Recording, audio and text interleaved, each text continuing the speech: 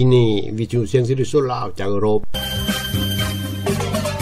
ถ่ายทอดสดทุกมื้อมื้อนึงก็60 กว่านาทีแต่วันจันทร์ถึงวันอาทิตย์เวลา 21:00 นอยู่ปารีสยุโรป 15:00 นอยู่อเมริกา 3:00 นอยู่สปปลาวและ 7:00 นอยู่ออสเตรเลียมื้อนี้เนี่ยก็วันพฤหัสวันที่21เดือนเมษายนปี2016ทีมงานของเผากาแน่นอนที่สุดเนาะมารับใส่พวกน้องอีกตามปกติพวกคอมมิวนิสต์กับพวกชนชนลาวมันคือกันกับไม้กับแมวแก้วกับลาวมันเว้าบ่เข้าใจกันนะเฮาต้องทำลายมันการทำลายมันนี่พอเป็นก็บ่มีหยังดอกกอดข้อกัน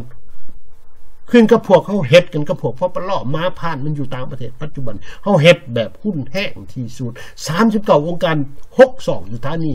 ของจองไฟพ่อแม่พี่น้องวิทยุทีวีเสียงของประชาชนลาวว้าวครับอย่าเข้าไปฟังเด้อเนาะปานนั้นมันยังหาเรื่องหาราวว่าผู้ค้านี่เป็นโจมตีจองไฟศูนย์ทราซึ่งแต่ว่าครับจะเว้าอยู่ในรายการที่2ครับจะพาไปเรื่องของรายการที่2รายการที่2นี่เพิ่นพี่น้องกันมาฟังเนาะว่าสันดานซัวๆของอีบุญทอดลูกแก้วขายเฟืองเมือง8อีฆาตกรอีขี้ตัวทั้งมือทั้งวัดมันใส่สมาชิกพอปลอของมันน่ะอยู่แคนาดามาเฮ็ดให้พวกเฮานี่มีความแตกแยกกันโดยเฉพาะอย่างยิ่งตอนหลังๆนี่เนาะครับจะก็บอกแล้วมันใส่บักทุ่มมณีจันทร์เป็นปากกระบอกเสียงให้มันต้องกันจะเอาหูโคศกวิทยุเสียงส่วนลาวมาประจานมันยิงเป่าแต่ว่ามันเฮ็ดบ่ได้มันก็ไปเอาหูคนอื่นมาประจานตัวนี้นี่ครับอยากก็บอกเมื่อละเห็นบอกพ่อแม่พี่น้องวิทยุเสียงส่วนลาวเฮานี่นะคนฟังเนาะห้อยคนเนาะห้อย20คนเค้าว่าเป็นวิทยุตานกับลาวแดงแบบเอาเป็นเอาตายมันก็มาหาเรื่องหาลาวมาว่าวิทยุของพ่อนี่เป็นปากกระบอกเสียงให้โจรลาวแดงเอาแผนการที่หามาใส่ เห็นบ่อันนี้แหละครับอย่าเหลือมกเหลือใจท่านเจ้าพ่อแม่พี่น้องอย่าลืมเด็ดขาดคือกับเจ้าบ่ได้จะว่ามีบ่อนต่อต้านเขานะเขาก็ใส่คนของเขามาทำลายดูเห็นบ่เปิดโปงที่สุดนี่ก็แม่นบักทุ่มมณีจันทร์มันเฮ็ดสวมหัวกันกับนายของมันอีบุญทอนอีบ้าบัดนี้พ่อพี่น้องมันต้องการอยากให้พวกเฮานี่มีความแตกแยกกันในรูปลักษณะใหม่คือข้าพเจ้าปัจจุบันนี้มี39องค์กรมี6ทีวีบวกให้เสียงซื่อส่วนลาวเนี่ยทำลายประจานความชั่วความสะของพ่อปลอภายจากการนำพาของอีบุญทอดเนี่ยนะอย่างต่อเนื่องทุกมื้อทุกวันคือข้าพเจ้า6สถานีทีวีนะมันหุ่นแห้งเลยเนาะทีวีที่วัดดาเป็นประจำทั้งมือทั้งวันเมนทีวีเสียงของประชาชนของญาทานจงอังไฟหรือว่าศูนย์ทราไมตรีวงศ์ข้าพเจ้าเองก็ให้ความเป็นธรรมเอามาออกรายการของพวกเขาออก YouTube บ่ได้เว้าถึงทานโฆษกเสียง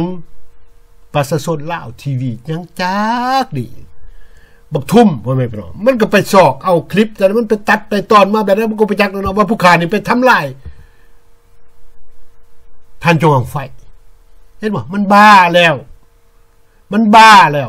จนเฮ็ดให้หลายๆคนปัจจุบันนี่มาตั้งคำถามกันอ้าวเขาว่าคือบ่ได้ยินนะก็สกวิทยุเสียงส่วนลาวนี่นะบ่ได้ไปเจาะไปเตะไปตอกบ่ได้ไปเว้าเสียดเว้าสี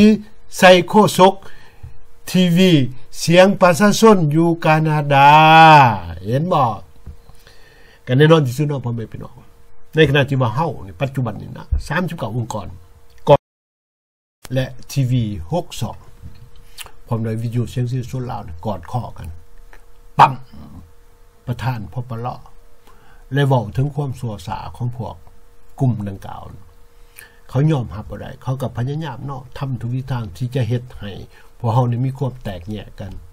มีความบ่เข้าใจกันอยากให้เสียงส่วนลาวเพชรกันกับทีวีเสียงของประชาชนมันเป็นไปบ่ได้พ่อแม่พี่น้องก่อนจะมาฟังข่าวรายการต่อไปเนาะสำคัญที่สุดขอบอกโดยความจริงใจโดด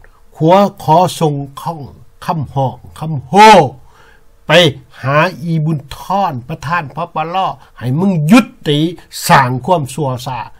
อยากให้พวกเฮานี่แตกแยกกันตามแผนการที่หาของพวกโจรลาวแดงมึงเฮ็ดหยังเนาะ